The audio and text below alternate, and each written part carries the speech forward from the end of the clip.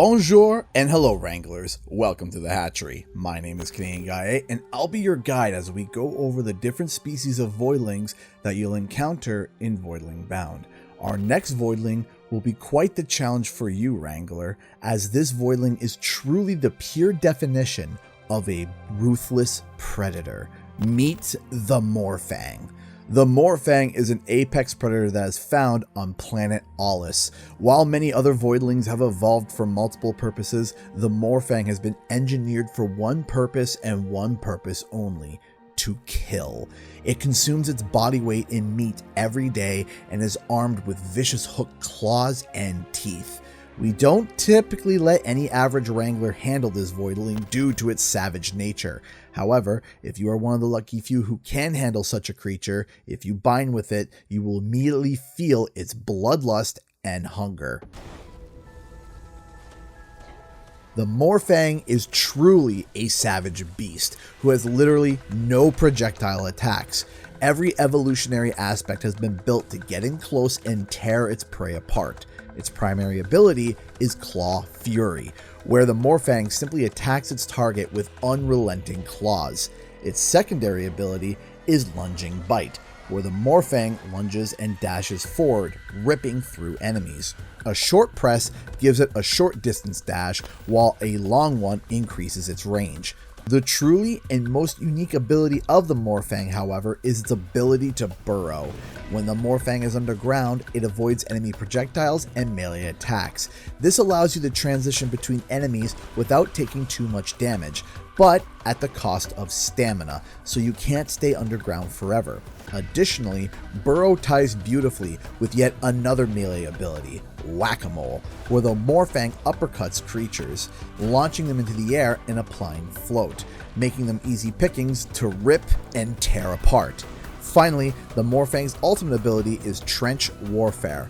The Morfang burrows underground and places a trail of explosive natural mines. After they are placed, the Morfang jumps from its hole and detonates them, dealing massive damage and spreading shrapnel everywhere. The key to using the Morfang is simple: kill, kill, and when you're done, well, kill some more. Use Burrow as both a means to transition between enemies and surprising ground troops with Whack-a-Mole, and then proceed to slice them up.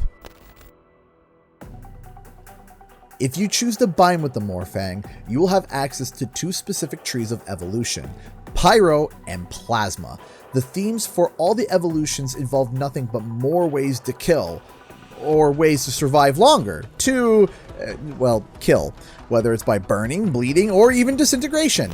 Depending on which line you go with as well, you will gain access to a different upgraded primary attack. In the Pyro tree, you will have access to two lines of evolution: the Wildfire evolution and the Tunnels evolution. If you pick the Wildfire evolution, congratulations! You have picked a fiery way to kill your enemies. The primary attack upgrade becomes Scorching Wound. This gives additional slashes for the Morfang, with every additional attack increasing the number of slashes. One evolution that you may like in this line is the Pyro main Morfang. Every time you attack with your main ability, the Morfang sends out a wave of fire, dealing damage to everyone around you. However, if you want to make your Morfang attack even faster, you may want the Fueled Up Morfang. Whenever you get a kill, the Morfang gains a stack of attack speed, making it, as I suggested, attack even faster than before. If you choose the Tunnels Morfang, you have picked your enemy's cause of death to be by, bleeding to death. The primary attack upgrade for this is Gushing Blow, giving the Morfang a slower, wider sweeping attack. If you hold the attack while on the ground, you also apply Bleed to your enemies. If you tend to forget that the Morfang still has health bars, these evolutions may be what you need, like the Transfusion Morfang, where the Morfang regains health from all damage dealt to enemies who are bleeding. Or maybe you want enemies to die, sooner, then you're going to want the Executioner Morfang. If enemies are bleeding and hit below 50% health, the enemies are executed automatically. In the Plasma tree, there are many new ways to slaughter your enemies. You'll have access to the Astral line and the Nether line. If you choose Astral, your primary attack upgrade becomes a Spinning Slash, hitting enemies all around you and applying disintegration on hit. With this line, you can channel your inner cosmic death machine with the Supernova evolution. When you activate an enemy's first disintegrate overflow, you become a twisting spiral of claws and death, dealing damage to everyone around the enemy while also applying more stacks of disintegrate. Or you could try the Black Hole Morfang, where, upon applying disintegration damage, spawns a black hole below enemies, sucking surrounding creatures into their dying comrade. If you go with the Nether Tree, you'll gain access to new ways to deal more damage, go invisible, and even cheat death. The primary attack for this line is, at the end of your combo, bite an enemy. If it lands, it turns the Morfang invisible, allowing you to reposition mid-fight. One of the final evolutions is the Haunted Morfang. When an enemy is affected by a hit mark, hitting them again executes them. After that enemy's death, that hit mark transfers to another distant enemy, allowing you to execute them as well. If it applies to an elite enemy or a boss, they will take a large burst of damage instead of being executed. Or you could go with the Cursed Morfang, where you take double the damage, but deal triple the damage. It's a big risk and a huge reward.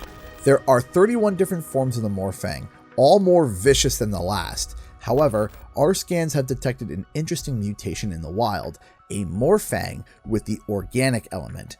Do not risk the mission for this apex creature, but if you do happen to find it, bring it back for research, as long as you don't get torn apart. In the Cerebrum Enhancer with the Morfang, there are a number of brutal upgrades that you can choose from. Something that the Morfang upgrade tree specializes in is upgrades that chain into one another, allowing access to different combos and setups. In the primary attack tree, Razorfall unlocks a powerful air-to-ground strike that applies bleed on enemies affected. All you have to do is attack a ground enemy while in mid-air. You also can get Screeching Howl in the primary tree, where the Morfang lets out a howl that stuns nearby enemies when you use your primary attack while you're underground. Additionally, Dodge Roll makes it so that a short press on the burrow button allows the Morfang to do a short dodging roll to be able to dodge abilities without having to invest in going underground. Lastly, there is Rejuvenating Hideout, along with its 2 additional upgrades, which allows the Morfang to heal a small portion of health over time while burrowed. The Morfang is a murder machine of epic proportions, but it does have 2 weaknesses. The first is aerial units.